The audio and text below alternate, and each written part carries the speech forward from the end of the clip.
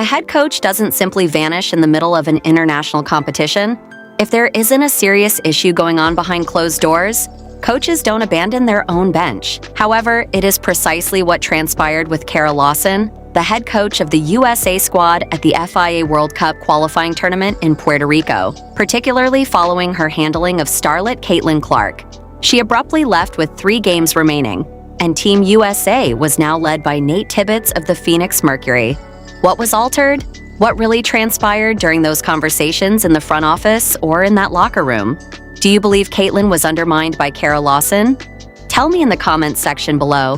This is when things start to get interesting. This competition began with a plan.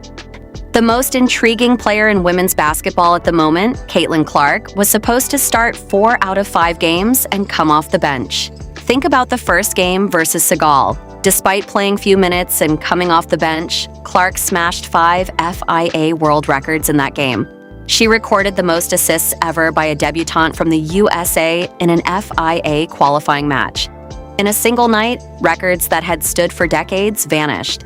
In reaction, Kara Lawson placed her back on the bench for the following game. In those first 2 games, the attack was methodical and slow. Veterans handling the ball, half-court sets, and a team that wasn't attempting to outrun anyone the ground.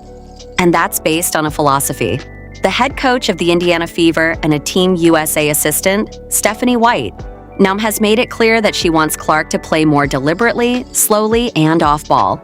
Instead of becoming the system, White wants Clark to be a part of it. As a result, the offense continues. The squad is winning as Clark comes and goes, but no one is setting anything on fire. Imagine this. Coming off your bench is a player who recently broke 5 world records. The speed of your offense is halved. Before a shot is made, your starting guards are executing sets that take 20 seconds off the shot clock. Sitting down is the best way to make decisions throughout a transition. That is not a philosophy of coaching. The wrong pieces are in the wrong places in that puzzle. Pace and rapid reading are key components of Clark's game. She can see the floor 2 seconds before the majority of defenders. In addition to limiting Clark, slowing it down makes the entire attack harder since defenders can now set up and take away everything. It was evident from the early box scores. The team never got into a rhythm where the opposing team just couldn't keep up. Therefore, they were functional, but never explosive.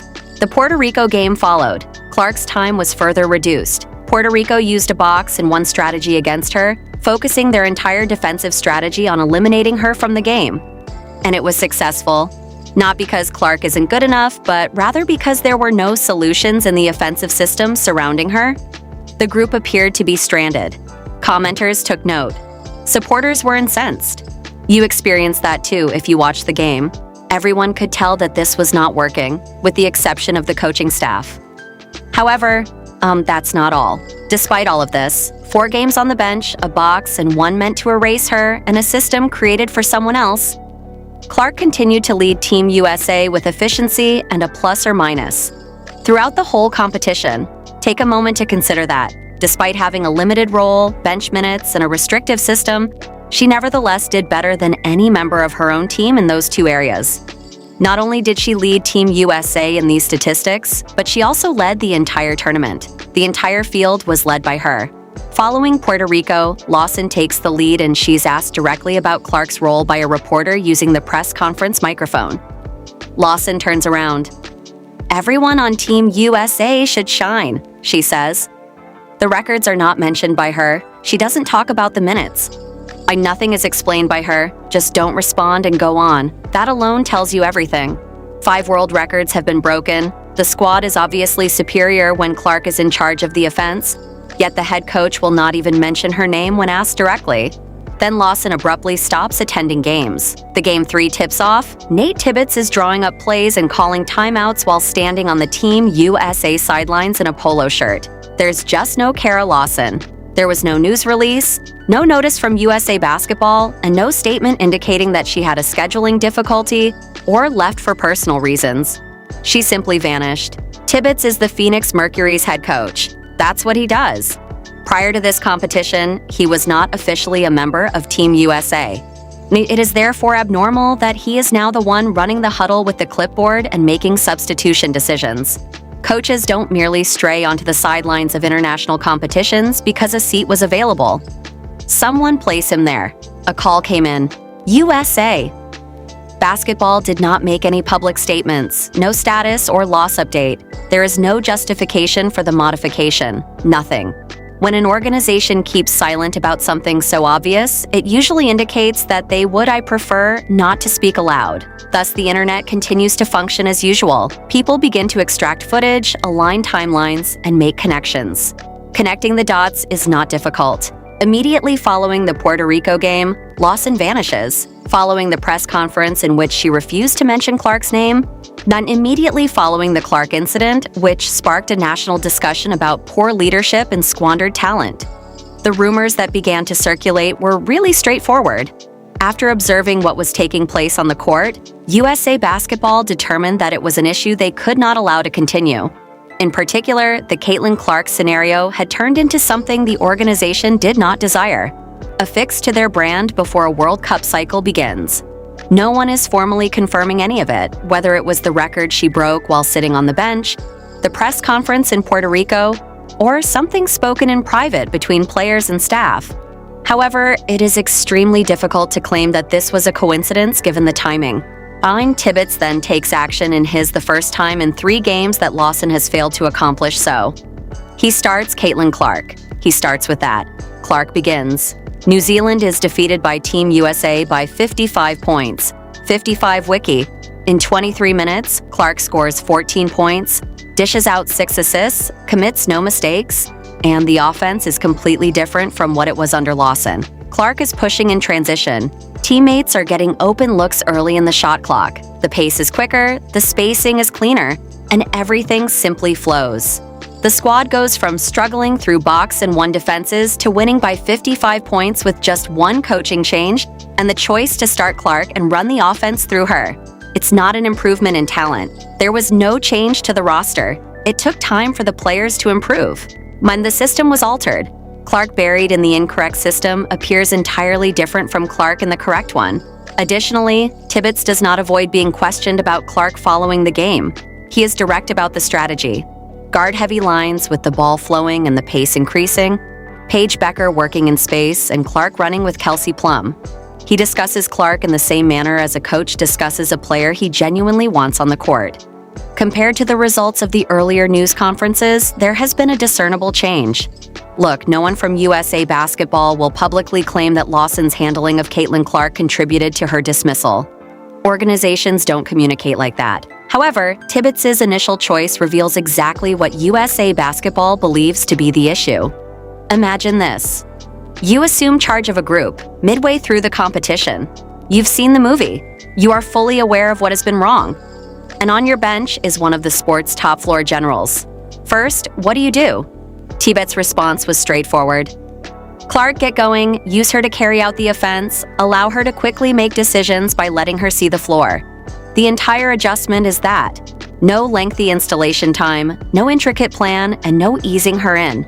Simply start her and allow her to play basketball like she truly does. What that actually looks like in practice is demonstrated by the New Zealand game. After starting and playing 23 minutes, Clark scores 14 points, dishes out 6 assists, and commits no turnovers. By 55 points, Team USA prevails. Because of the way it occurs, the margin is practically irrelevant. At the beginning of the first half, Clark is already making progress in transition, locating teammates ahead of the defense's setup, and producing clean opportunities that weren't present in the first 2 games. Because defenders must quickly account for her, the spacing opens up instantly. Everyone else gets easier shots when they do. Now, some will argue that a 55-point victory and New Zealand are not formidable opponents. Does not demonstrate that the system is effective against actual competition.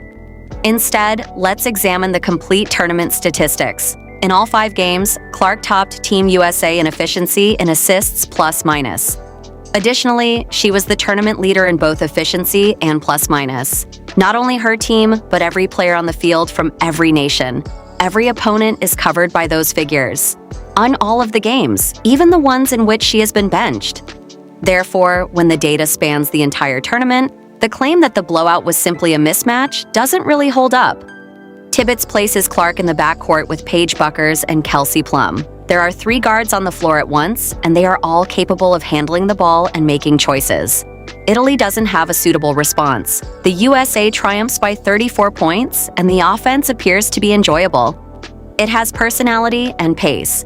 Before the defender can rotate, Clark is operating in her most dangerous position, in space, making reads and creating for others as the ball advances and the floor spreads. The more significant stylistic change Tibbetts introduces is that guard-heavy approach. It is not merely a Clark modification. It is a complete shift in philosophy. More ball movement, quicker pace, smaller lineups, and quicker decision-making. And Clark's skill set makes that style particularly effective. She is the one who can make the correct read while pushing it in transition.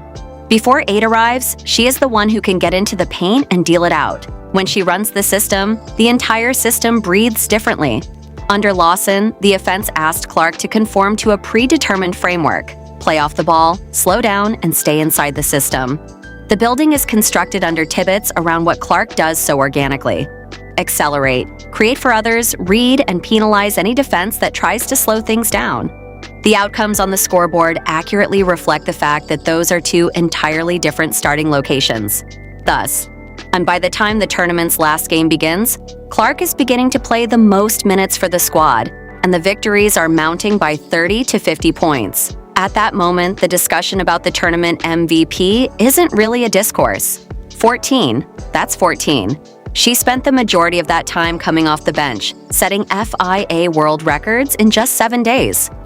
Let's examine how each game in the tournament actually transpired. In the first game versus Segal, Clark smashes 5 world records in a single night after coming off the bench and playing for few minutes.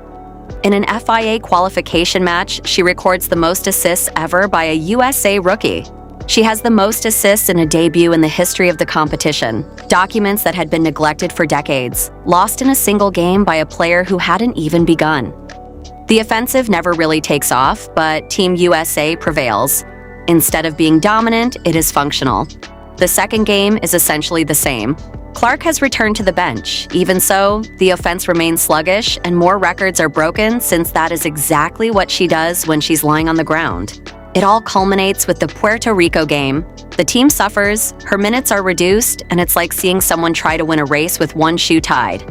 After Tibbetts takes over, the third game appears entirely different. Clark takes the field against New Zealand. The transgression runs through her, giving the USA a 55-point victory. In the fourth game, the USA defeats Italy by 34 thanks to Clark, Plum, and Burrs running the backcourt. By the fifth game, Clark is the main character. She's just getting started. No one is genuinely debating the lineup anymore, and she is playing the most minutes on the squad. You are unable to refute zooming in on the most important player metrics reveals Caitlin's performance. In terms of minutes, points, 2-point field goal percentage, free throws made and attempted, assists, plus, minus, and efficiency, Clark led the USA team. Then, in terms of efficiency, plus and minus, she led the entire competition, the entire field, every player, every nation. At the age of 22, she recently became the youngest winner of the Most Valuable Player Award in FIA qualification event history. 4 games off the bench, once more. What those figures look like if she starts all 5 games is the unanswered question. What would happen if Tibbetts took control in Game 1 rather than Game 3? Bond, because of what she showed when acting as a backup role, is already legendary. There may not even be a point of reference for the tournament's starting role version. That's not all, though. Clark's presence caused a worldwide shift in the tournament's ratings. Discussions about sponsorship changed. The next group in the WNBA negotiations for a negotiating agreement are underway. Additionally, Clark's value on the global market has recently been established in an unquestionable manner. Teams and sponsors can no longer act as though her draw is only a domestic phenomenon. It is now on the record. Additionally, followers of Fever in particular must keep a careful eye on Stephanie White's position. In 2026, White will be Clark's head coach at Indiana. She was one of the Puerto Rican staff members who advocated for Clark to play off the ball and more slowly. That question was the subject of a recent 5 a.m. live experiment in this event. That mentality applied to the first 2 games. Tibbetts, who headed in the opposite way, was in charge of the final 3. They prevailed by 34 and 55 points, respectively. The outcomes are not subtle. Every fan who complained about Clark's poor management was correct. Every expert who stated that the math did not add up after looking at the box scores was correct. The shift in coaching is USA. Basketball, acknowledging it aloud without using words. A tournament MVP, 14 world records, and a head coach who vanished into thin air. That is not a coincidence at all. At the age of 22, Clark is about to embark on a full WNBA season in Indiana, where she will undoubtedly be the main attraction. Kara Lawson is no longer with us. The youngest FIA qualifying tournament MVP in history is 22 years old, and 14 world records have been set. With a coaching staff that recently witnessed firsthand what happens when you do not build around Clark, the Indiana Fever will enter 2026. On the sidelines was Stephanie White. She witnessed all of it. Therefore, you should feel validated after watching this competition. The supporters were correct. The figures were accurate. Eventually, USA Basketball also figured it out. Do you believe Caitlin was undermined by Kara Lawson? Tell me in the comments section below. To ensure you never miss anything, like, subscribe, and enable all notifications. On the screen, click the video, and we'll see you in the following one.